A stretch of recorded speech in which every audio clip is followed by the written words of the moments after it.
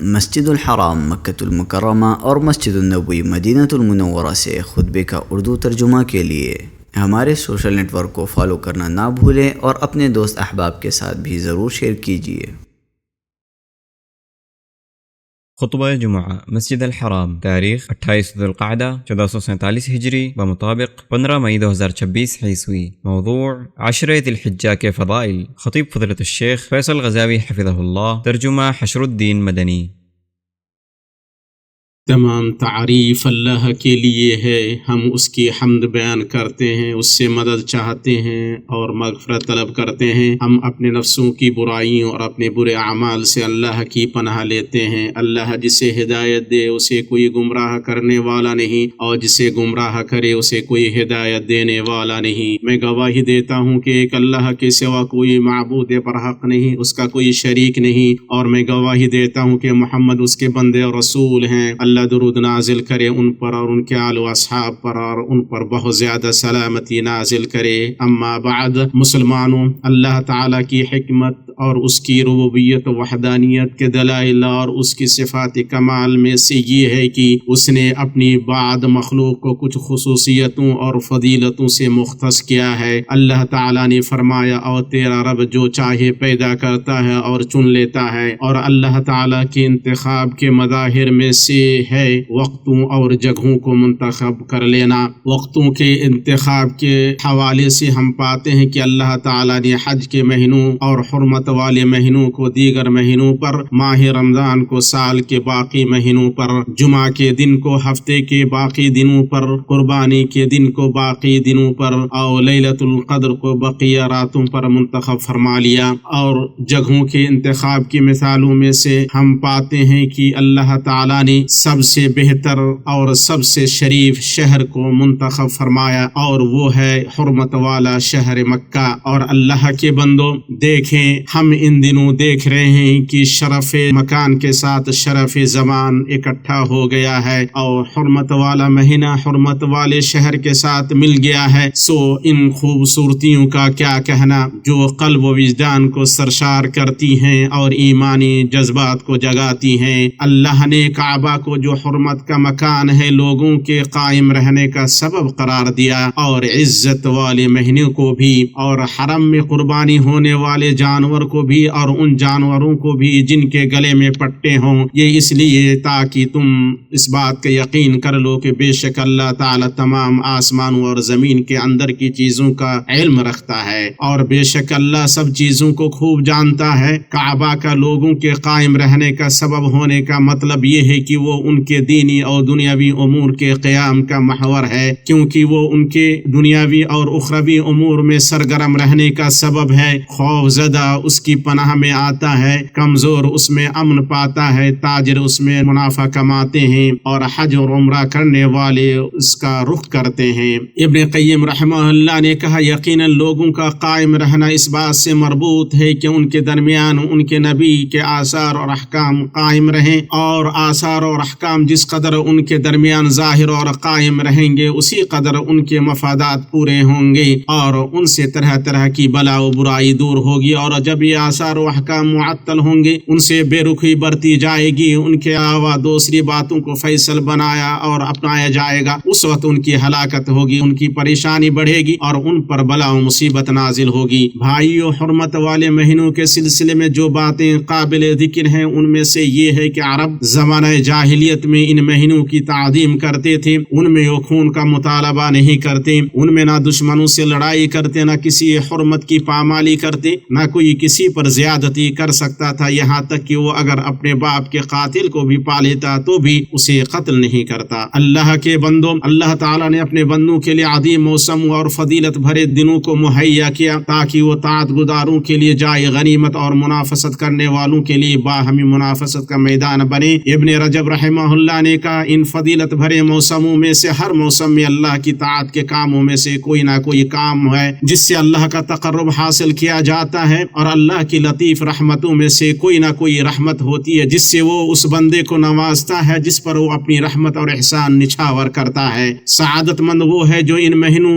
دنوں اور گھڑیوں کو غنیمت جانے اور ان میں طاعت کے اعمال انجام دے کر اپنے مولا تعالی کا تقرب حاصل کرے۔ امید ہے کہ رحمت کے ان جھونکوں میں سے کسی جھونکے سے سرفراز ہو جائے اور اس کی بدولت وہ ایسی سعادت حاصل کر لے جس کی وجہ سے وہ جہنم اور اس کی لپٹوں سے نجات پا جائے۔ اس بنا پر اللہ کے بندو ہمیں یہ ذہن میں رکھنا چاہیے کہ ہم ذی الحجہ کے پہلے 10 دنوں کے قریب ہیں جن کی قسم اللہ نے اپنی کتاب میں کھائی ہے، چنانچہ اس نے فرمایا فجر کی قسم اور 10 راتوں کی قسم۔ یہ 10 دن مقررہ مہینوں یعنی حج کے مہینوں کے آخری دن ہیں جن کے بارے میں اللہ تعالیٰ نے فرمایا حج کے مہینے مقرر ہیں اور وہ شوال، ذی قعدہ اور ذی الحجہ ہیں۔ یہ 10 دن جمہور علماء کے بقول و مقرر و معلوم دن ہیں جن میں اللہ نے چوپایوں کی شکل میں اپنے عطا کردہ رزق پر اپنے ذکر کو مشروع کیا ہے۔ چنانچہ اس نے فرمایا اور لوگوں میں حج کی منادی کر دے، لوگ تیرے پاس پا پیادہ بھی آئیں گے اور دبلے پتلے اونٹوں پر بھی اور دور دراز کی تمام راہوں سے آئیں گے، اپنے فائدے حاصل کرنے کو آ جائیں اور ان مقررہ دنوں میں ان پالتو چوپائیوں پر اللہ کا نام لے جو اس نے انہیں بخشے ہیں۔ یہ 10 دن جیسا کہ بیشتر مفسرین کا کہنا ہے کہ وہ 10 دن ہیں جنہیں اللہ تعالیٰ نے موسیٰ علیہ السلام کے لیے پورا فرمایا۔ اللہ تعالیٰ نے فرمایا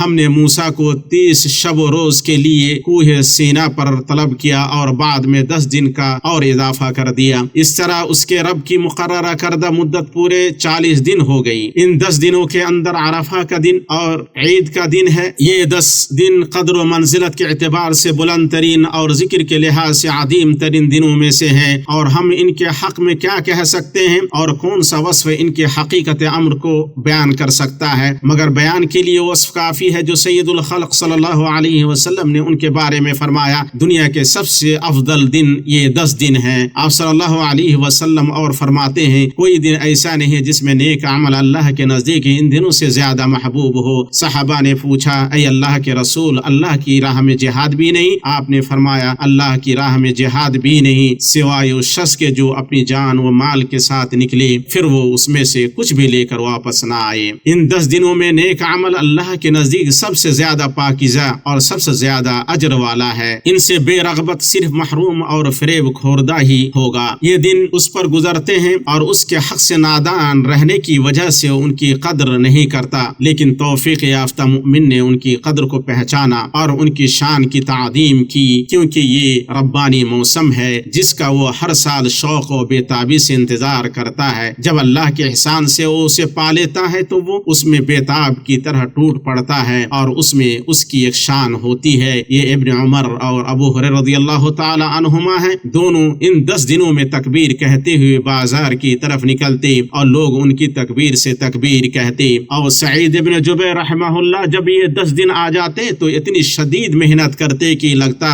کہ اس سے زیادہ محنت نہیں ہو سکتی، اور سعید الجریری رحمہ اللہ ان 10 دنوں میں حدیث بیان کرنا چھوڑ دیتے اور کہتے یہ ذکر و اذکار میں مشغولیت کے دن ہیں اور لوگ اپنی اپنی حاجتوں میں ہیں۔ یہ گنے چنے دن ہیں مگر یہ ازل سے دنیا کے سب سے بہتر دن ہیں۔ مولا تعالی ان میں اپنے محبوبوں کی تکریم کرتا ہے، اس لیے تم ان میں اللہ کو اچھا عمل دکھلاؤ۔ بھائیو، یہ مبارک 10 دن ان پاک ترین وقتوں میں سے ہیں جن کے منٹوں اور گھڑیوں کو کام میں لانا چاہیے، ان زرخیز ترین موسموں میں سے ہیں جن کے جھونکوں کے در پہ ہونا چاہیے، اور ان شیریں ترین چشموں میں سے ہے جن کی نوازشوں سے دامن کو ضرور بھرنا چاہیے۔ ابن حجر رحمہ اللہ نے کہا ذی الحجہ کے 10 دنوں کے امتیاز کا ظاہری سبب یہ ہے کہ ان میں امہات عبادت جمع ہو جاتی ہیں، جیسے نماز، روزہ، صدقہ اور حج، اور یہ ان کے علاوہ دوسرے دنوں میں میسر نہیں ہوتا ہے۔ ابن رجب رحمہ اللہ نے کہا اللہ نے ان 10 دنوں کے موسم کو مسافرین اور مقیمین کے درمیان مشترک کر دیا ہے، چنانچہ جو کسی سال حج کرنے سے قاصر ہو وہ ان 10 دنوں میں کسی ایسے عمل پر قادر ہوگا جسے وہ اپنے گھر میں انجام دے گا، وہ عمل اس جہاد سے افضل ہوگا جو حج سے بھی افضل ہے۔ لہذا اللہ آپ کی نگہبانی کرے، ہم ان دنوں کو نوافل اور طاعتوں میں لگائیں، ان میں حسب استطاعت نیک عمل کے ذریعے اللہ کا تقرب حاصل کریں، اور ان میں ہمارا شعار اور نیکی و احسان کے لیے ہمارا محرک کرم و احسان والے اللہ کا یہ فرمان ہو اور تم نیک کام کرو، جیسے صلہ رحمی، یتیموں کی غمخواری اور کھانا کھلانے پر ابھارنا، اور ان میں ہم بکثرت تحلیل، تحمید، تسبیح و تکبیر اور دیگر ذکر و دعا، تلاوت قرآن، روزہ اور قیام لیل کریں، اور وہ کام کریں جس میں ہمارے لیے بھلائی اور دوسروں کے لیے نفع ہو، جیسے صلہ رحمی، صدقہ، نصیحت، رہنمائی، تعلیم، بھلائی کا حکم دینا اور برائی سے روکنا۔ اللہ تعالیٰ نے فرمایا تم نیکیوں کی طرف دوڑو، جہاں کہیں بھی تم ہوگی اللہ تم سب کو لے آئے گا۔ میں نے وہ بات کہی جو آپ نے سنی، اور میں اللہ سے اپنے لیے اور آپ کے لیے مغفرت طلب کرتا ہوں۔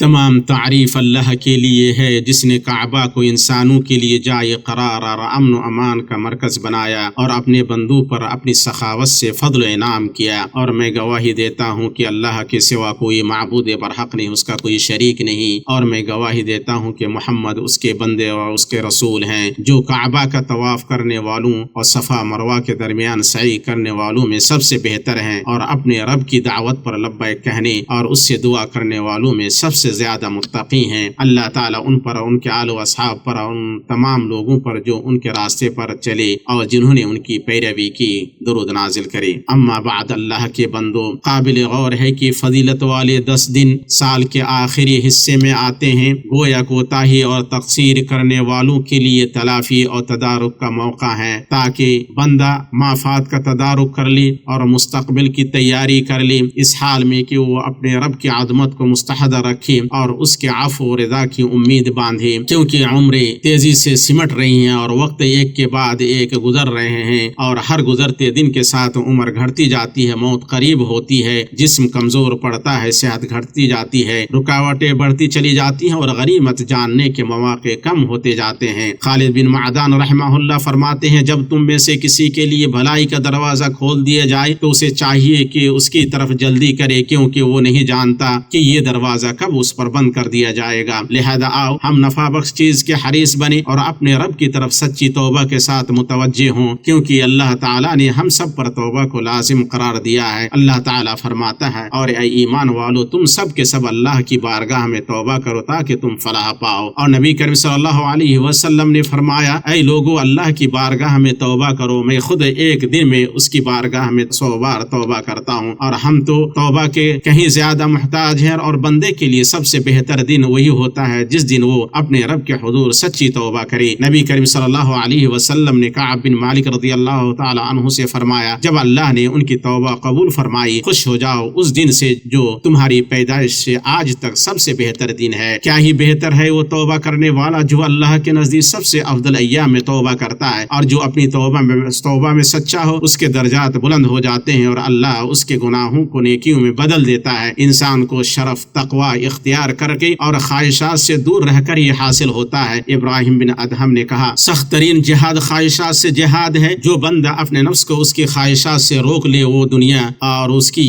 بلاؤں سے آرام پا جائے گا اور اس کی اذیتوں سے حفاظت اور عافیت میں ہوگا۔ سخت ترین جہاد خواہشات سے جہاد ہے، اور تقوی ہی آدمی کو معزز بناتا ہے، اور فضل والوں کے اخلاق معروف ہیں کہ وہ احسان کرتے ہیں اور تکلیف نہیں پہنچاتے، اور حقیقت میں خسارے میں وہی ہے جو ان فضیلت بھرے دنوں میں کوتاہی کرے اور انہیں غنیمت نہ جانے اور نیکیوں کو ضائع کر دے اور ان میں سبقت نہ لے جائے، اور حقیقت میں محروم وہ ہے جو اپنے سب سے قیمتی اوقات کو لہو لعب، باطل اور غفلت میں ضائع کر دے اور کل کے دن ندامت اور حسرت پائے۔ اللہ تعالیٰ فرماتا ہے اور انہیں حسرت کے دن سے ڈراؤ جب فیصلہ کر دیا جائے گا جبکہ وہ غفلت میں پڑے ہوئے ہوں گے اور ایمان والے نہیں ہوں گے۔ اللہ کے بندو اپنے نبی پر زیادہ سے زیادہ درود و سلام بھیجو اپنے رب کے اس حکم پر عمل پیرا ہوتے ہوئے۔ اللہ کا فرمان ہے بے شک اللہ اس کے فرشتے اس نبی پر درود بھیجتے ہیں، اے ایمان والو تم بھی ان پر درود بھیجو اور خوب سلام بھی پڑھتے رہا کرو۔ اے اللہ اپنے بندے رسول محمد پر درود و سلام اور برکت نازل فرما اور ان کے تمام آل و اصحاب پر